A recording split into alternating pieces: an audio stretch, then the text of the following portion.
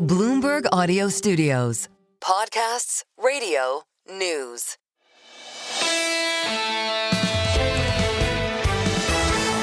The single best idea is to try to develop conversation with experts on this war.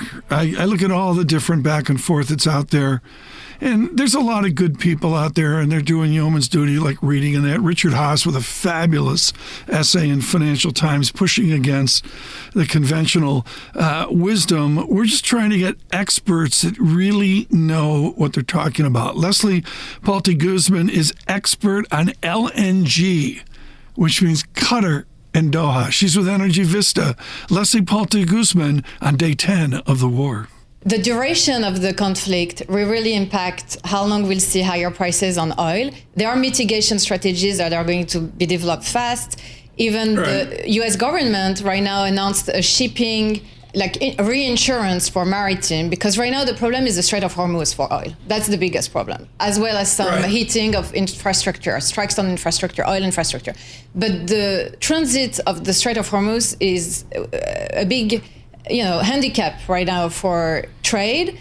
Leslie Palti-Guzman there with Energy Vista. All sorts of good people to mention today on the show. Tatiana Dare with Bloomberg Markets. I can't say enough about her chart. She had all the different conflicts from 1990. The number of days of those conflicts, I think we're in day 11 by her counting, the correlation to stocks, and then the drawdown. It's amazing how each conflict has a different picture.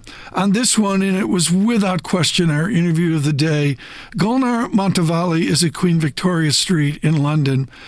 She is our expert on Iran, an emotional conversation with Golnar Motevalli. The Islamic Republic has spent a huge amount of resources and time entrenching itself very deeply and creating what was a very strong nation state. And it's almost the kind of opposite situation you had in Afghanistan and to an extent in Iraq, where the state institutions were generally quite weak, and there were smaller countries, much smaller economies compared to Iran's. This is a very different situation.